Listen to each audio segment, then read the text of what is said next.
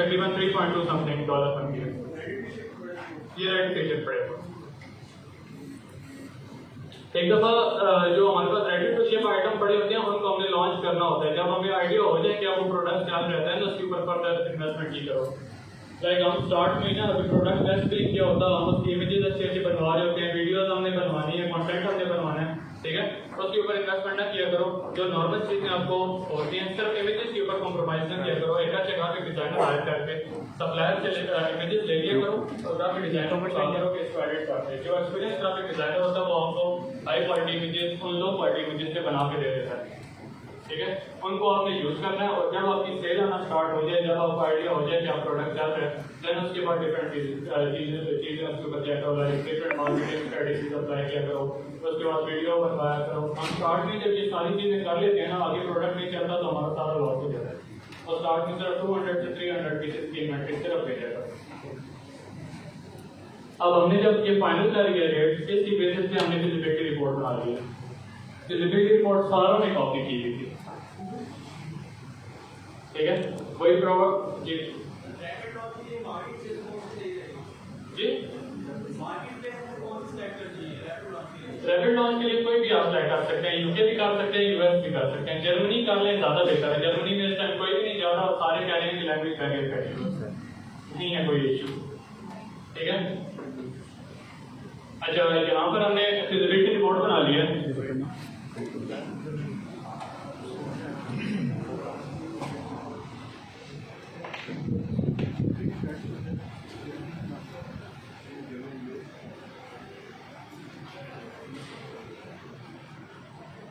हमारी जो selling price है 13.99 है, जबकि मार्केट में जो एवरेज चल रही है 13.99 से लेकर 17.99 चल रही है, ठीक है। हमने सारा एनालिसिस कर लेना है, बीएसआर एनालिसिस जिसे हम कहते हैं, लास्ट टाइम आपको बताया था। इसके अकॉर्डिंगली हमने चेक कर लेना कि हमारा बीएसआर किस जगह पे नॉर्मल रहता है। हमने जितने भी कम्पिटिटर का बीएसआर लेवल चेक किया है वो सारे 14.99 के स्टेबल है।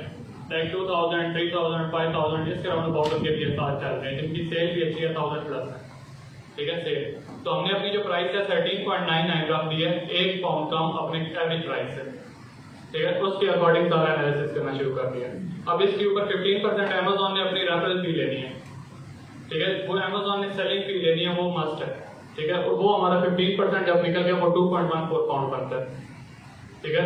देन उसके बाद हमारी जो एफबीए फी है, लास्ट टाइम आपको कैलकुलेटर के अंदर बताया था कि आपकी जो एफबीए फीस है वो आपने कैसे निकालनी है और स्टोरेज कॉस्ट आपने कैसे निकालनी है, वो आपका अपना कैलकुलेटर बता देता है, एफबीए रेवेन्यू कैलकुलेटर, ठीक है।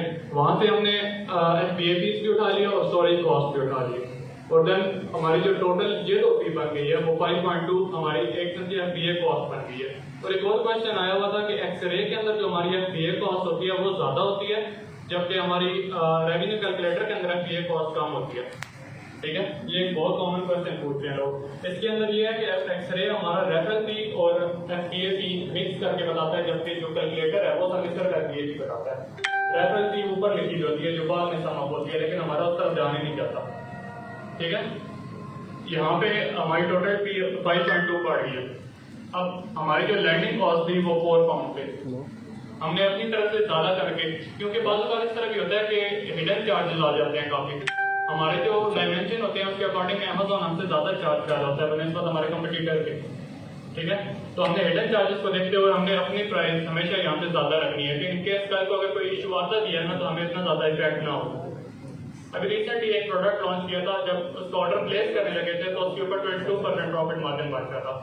अमेज़न के फ्यूल इंक्रीमेंट की वजह से इस टाइम उसके ऊपर हम 4% लॉस पे, ठीक है। इसलिए इस चीज को हमेशा 2 पाउंड ज्यादा रख के चेक कर लेना है ताकि बाद में कोई इशू आता है तो आपके लिए मसला ना हो। लैंडिंग कॉस्ट और टोटल फी इनको सम अप कर देना और हमारे पास आ जाएगी टोटल कॉस्ट 9.36 हमारे इसके ऊपर एक्सपेंसेस आ रहे हैं। और इस टोटल एक्सपेंसेस को सेलिंग प्राइस के अंदर से माइनस कर देना तो आपके पास प्रॉफिट अमाउंट आ जाएगी और इसका प्रॉफिट मार्जिन 33% बन जाएगा। ये बैंक जो हम ट्रांजैक्शन करते हैं, ये बैंक मोस्टली इस तरह होता है कि अगर तो हम यूके के अंदर से किसी से ऑर्डर प्लेस करवा रहे हैं तो फिर तो फाइन है, लेकिन अगर हम पाकिस्तान से कर रहे हैं, लाइक पाकिस्तान से अपने वाई में भेजते हैं, वाई से फिर आगे भेजते हैं, तो हमसे वो 4% चार्ज कर लेता है या 5% चार्ज करता है, वो डिपेंड करता है उसकी क्या चल रही है अमाउंट के ऊपर इस टाइम, ठीक है, हमने ये एक्स्ट्रा अपनी तरफ से डाला। मैंने बताया इसके अंदर जितने आप हिडन चार्जेस अपनी तरफ से डाल सकते हो उतना ज़्यादा बेहतर है। अब हम मोस्टली जितने भी बनाते हैं ना फाइल, उसके अंदर 2 पाउंड हम एक्स्ट्रा अपनी तरफ से डाल देते हैं कि कल को अगर कोई इशू आता है तो वो 2 पाउंड क्या बुक आप कर लें। ठीक है, वो हिडन चार्जेस होते हैं हमारे लिए। इसका अमेजोन का आप नया कैलकुलेटर चेक करें ना, अमेजोन के अंदर जो भी रिसेंटली एक न्यू वर्जन आया है इसके अंदर अमेजोन ने खुद से एक मिसकैलकुलेट कॉस्ट का दे दिया। हाँ, वहाँ पे दे दिया, आपने वो इसलिए उधर दिया, आप अपनी तरफ से वहाँ पे एंटर कर दें कोई भी कॉस्ट ताकि आपको एग्जैक्ट वो बता दें। वो कैलकुलेटर देखा है किसी ने? ठीक है, अब यहाँ तक ये हमारी फिजिबिलिटी रिपोर्ट है सिर्फ इतनी सी। ठीक है, ये है कि सबका हमारा कैलकुलेटर है। अब हमने इस profit cost per, profit unit पर और प्रॉफिट मार्जिन पर अपना सारा आगे डिसाइड करना है कि कितना हमने पीपीसी पे स्पेंड करना है, कितना हमने बचाना है। ठीक है, अपने प्रॉफिट के लिए हमारे पास सर्च वॉल्यूम कितना था? 10,000। ठीक है, उसका गिव अवे 48 था। इन्वेंट्री प्लान हमने 3 मंथ का बनाना है। ठीक है, हमारे केस में इन्वेंट्री प्लान 1 ही मंथ का बनेगा क्योंकि हमने यूनिट 50 ऑर्डर करने हैं सिर्फ टेस्ट पर्पस के लिए। ठीक है, हमने सिर्फ इधर 1 लिखना है और अपने एस्टिमेटेड सेल 50 लिख देंगे। ये हमने 500 एक एवरेज जो हमारी फिजिबिलिटी रिपोर्ट होती है उसके अकॉर्डिंग हमने बना दिया। ठीक है, उसके बाद हमारी टोटल इन्वेंट्री ये हो गई। मंथली रेवेन्यू मतलब इन्वेंट्री का जितनी 1500 मल्टीप्लाई सेलिंग प्राइस हमारा मंथली रेवेन्यू आ जाएगा। इस मंथली रेवेन्यू में से जो हमारा प्रॉफिट आएगा, ये जितना कि हमारे एक्सपेंसेस हैं, टोटल एक्सपेंसेस, इसको मल्टीप्लाई कर देंगे इन्वेंट्री से, टोटल इन्वेंट्री, और इस इन्वेंट्री को माइनस कर दो इस टोटल कॉस्ट में से जो एक्सपेंसेस आ रहे हैं। ठीक है, हमारे पास टोटल एस्टिमेटेड प्रॉफिट आ जाएगा। और 3 मंथ इन्वेंट्री कॉस्ट हमारी total inventory multiply by landing cost. ठीक है, ये चीजें इतनी मुश्किल नहीं है, जब आप खुद बनाने जाएंगे ना ये बहुत आसान है। ठीक है, लेकिन सिर्फ एक चीज है कि आपके हाथ के नीचे से ये रिपोर्ट गुजरनी चाहिए, क्योंकि यहाँ पर जब 10-15 रिपोर्ट सिर्फ मेरे पास आई हैं तो इसका मतलब है कहीं ना कहीं लैग कर रहे हैं आप सारे। ठीक है, लेकिन आप ना क्वेश्चन पूछ रहे हैं ना कोई इशू आपको आ रही है। अपने अंदर से शायद खत्म करें और क्वेश्चन पूछें लाजमी। अमन अयूब साहब यहाँ पर होते हैं, मैं खुद यहाँ पर अवेलेबल होता हूँ, आप यहाँ पर उनसे भी क्वेश्चन पूछ सकते हैं, मेरे से भी पूछ सकते हैं। ठीक है, तो हिचकिचाएं नहीं इस चीज में, क्वेश्चन पूछेंगे तो आपको समझ आएगी। अब यहाँ पर हमारी पीपीसी कॉस्ट $3,000 दी है। 3,000 कॉस्ट लगेगी नहीं, हमारी कॉस्ट मैक्सिमम भी लगी तो ज़्यादा 1,000 पाउंड लगेगी, लेकिन यहाँ पे भी एक्स्ट्रा डाली है जहाँ पे कि इन केस बाद में अगर कोई इशू आ जाता है। पहले भी 3,000 हमारे 1,500 पीसेस के लिए, यानी 2 पाउंड पर प्रोडक्ट। हमारा कितना बात कर रहा था? 4.53। मैंने एक दफ़ा आगे भी बताया था कि हमने जो प्रॉफिट अमाउंट होता है उसका हाफ जो होता है हमने अपने मार्केटिंग एक्सपेंसेस पे खर्च करना होता है। ठीक है, उसको हमने मल्टीप्लाई किया 1,500 से तो हमारे पास 3,000 बच गया। ये हमारी पीपीसी कॉस्ट है। ठीक है, इसको करते हुए आगे आ जाता है सैबोज भी हमने करवाने हैं। ठीक है, सैबोज हमारा टोटल जितने भी यूनिट्स हमने ऑर्डर करने हैं 48 हमने, क्योंकि सैबोज करवाने हैं।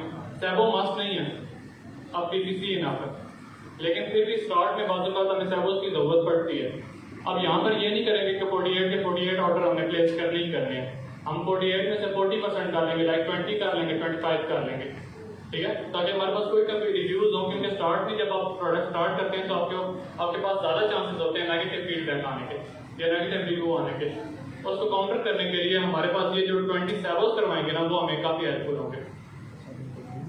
एक्चुअल प्राइस हमारी क्या थी, मतलब सेलिंग प्राइस 13.99 और लिस्टिंग प्रमोटर का कमीशन $5 ऑन एवरेज। ये $7 भी होता है, $8 भी होता है, ये डिपेंड करता है। सैबो की टोटल कॉस्ट 575 पाउंड आती है। ठीक है, देन आगे गिवन बेस के टैब को छोड़ दो और आगे पीपीसी हमारी इंटरनेट ट्रैफिक पे हमने जितना स्पेंड करना है और सैबो ये वाले आगे 3,000 हमारी टोटल ब्लीडिंग हो गई। जो एक्स्ट्रा कॉस्ट है रैंकिंग करवाने के लिए, इसको एक किस्म का रैंकिंग का भी नाम दे सकते हैं, टोटल एक्सपेंडिचर ऑन रैंकिंग। सैबो सर्च एंड बाय ऑर्डर है, अमेज़न इनेबलर की टर्म है।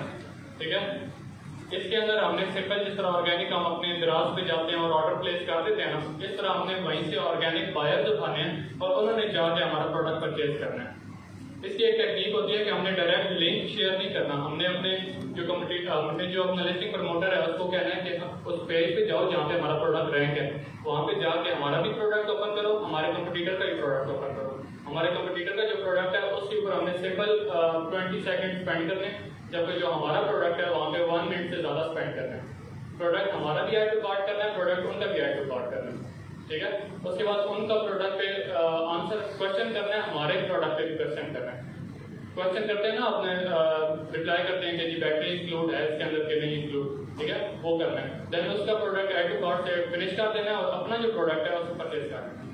ये कहीं 2 से 3 घंटे का है हेडेक, लेकिन ये ऑर्गेनिक शो होता है प्रोडक्ट। इससे फिर ज़्यादा चांसेस होते हैं कि अमेजोन आपका रिव्यू, आपका जो प्रोडक्ट है ना वो डेड नहीं करता या आपका रिव्यू ज़ाया नहीं करता। वैसे अमेजोन आपका रिव्यू उड़ा देता है। इसका बेस्ट ऑप्शन ये भी, आप बाइंग प्रोग्राम यूज़ कर सकते हैं, लेकिन उसके लिए ब्रांड रजिस्टर होना लाजमी है। अमेजोन अपनी तरफ से 30 अपने कस्टमर्स को भेज देता है प्रोडक्ट, और ऑन एवरेज आपके पास 25 रिव्यूज आने के चांसेस होते हैं। हाँ जी, सुपर यूआरएल की तरफ में जाए वो पुराना तरीका हो गया, उससे आपकी रैंकिंग नहीं होती, ठीक है। वो मैंने इधर ओपन किया हुआ था, मैं आज वही चीज़ चेक कर रहा था। ये pixelfy.me ये सुपर यूआरएल है, ये नई एप्लीकेशन थी, इसको मैं सारा एक्सप्लोर कर रहा था, लेकिन इसका फायदा नहीं है जी, आपकी रैंकिंग नहीं करवाता, एक किस्म का डायरेक्ट ही जा होता है, ठीक है। एक्सटर्नल ट्रैफिक में आपके पास Pinterest ऐड, गूगल ऐड, ये 2 इंपॉर्टेंट है। उसके अलावा आप जो मर्जी करना है कर लें, लाइक फेसबुक ऐड भी कर सकते हैं आप, Pinterest के अलावा इन्फ्लुएंसर मार्केटिंग भी कर सकते हैं। ये सारा अमेजोन एट्रीब्यूशन प्रोग्राम के थ्रू ये सारा एक्सटर्नल ट्रैफिक के अंदर आ जाता है। अमेजोन से हट के जहाँ से भी ट्रैफिक आ रही है वो आपकी एक्सटर्नल ट्रैफिक है। कौन सी? नहीं, वो वन टाइम 140 पाउंड है एनरोलमेंट फीस। उसके बाद आप जितने प्रोडक्ट, मतलब 30 प्रोडक्ट मैक्सिमम एनरोल कर सकते हैं उसके अंदर, वो आपसे चार्ज करते हैं 140, और उसके अंदर ही वो 30 रिव्यूज आपको ऐड करते हैं। और वो ऑनेस्ट रिव्यूज होते हैं, वो रिमूव भी नहीं हो सकते, और रिव्यू वैसे भी रिमूव नहीं हो सकता। ये सारे कहते हैं ना कि हम रिव्यू रिमूव कर देंगे, नहीं रिमूव हो सकते, ठीक है। दोनों 140, वहाँ पे $140 है, यहाँ पे 140 पाउंड है, ठीक है। यहाँ पे किसी को समझ नहीं आए तो बता दें। हाँ जी, और भाई 2 दिन पहले सर फारूक मलिक की वीडियो आई है अकॉर्डिंग टू सेबोस, कि अब ये जो सेबोस वाली स्ट्रेटेजी है इसको हमने लीड कर देना है और इसके अकॉर्डिंग हमें इसको अप्रोच करना चाहिए बाइंग प्रोग्राम। तो वो चीज़ ज़्यादा बेहतर है। वो इसलिए बेहतर है क्योंकि अमेजोन आजकल रिव्यूज़ के अंदर बहुत ज़्यादा इशूज़ क्रिएट कर रहा है जी। अमेजोन रिव्यू लाइव ही नहीं करने दे रहा है। अमेजोन का जो एल्गोरिथम है ना, वो ये चीज़ जज कर गया है कि डायरेक्ट ऑर्डर्स और ये जो भी मेथड हमने निकाला हुआ है ना सेबोस का, वो अमेजोन का एल्गोरिथम जज कर गया। अब वो आपका रिव्यू लाइव ही नहीं करने देता, इवन रेटिंग तक नहीं लाइव करने देता, ठीक है। उसका बेस्ट है ये बाइंग प्रोग्राम है, हाँ, लेकिन उसके लिए ब्रांड आपका रजिस्टर होना लाजमी है, क्योंकि एक ही जो लिस्टिंग प्रमोटर है उसने बायर अगर 50 रखे हुए ना, तो उस 50 बायर नहीं हर प्रोडक्ट पे जाना है, ठीक है। तो वो अमेजोन को पता चल गया कि वो करवाता है और फिर रिफंड ले लेता है। इन्वेस्ट करने के लिए भी ब्रांड रजिस्ट्री करें। हाँ, ब्रांड रजिस्ट्री अगर आपका लॉन्ग टर्म गोल है ना, तो फिर तो ब्रांड रजिस्ट्री मस्ट है, करवा लें बेहतर। आपके पास CPC मिल जाती है, कस्टमर रिव्यूज मिल जाते हैं, आपको आइडिया हो जाता है। इवन अगर कस्टमर बैड रिव्यू देता है ना, आपको पता चल जाता है कि कस्टमर ने बैड रिव्यू दिया है, आप उसको कॉन्टैक्ट कर सकते हो, तो उसके क्या इश्यूज हैं उसको रिजॉल्व करने को आपका रिव्यू वापस ले लेगा। और भी कोई क्वेश्चन यहाँ तक? आगे इसके बाद लिस्टिंग अपलोड करनी है हमें।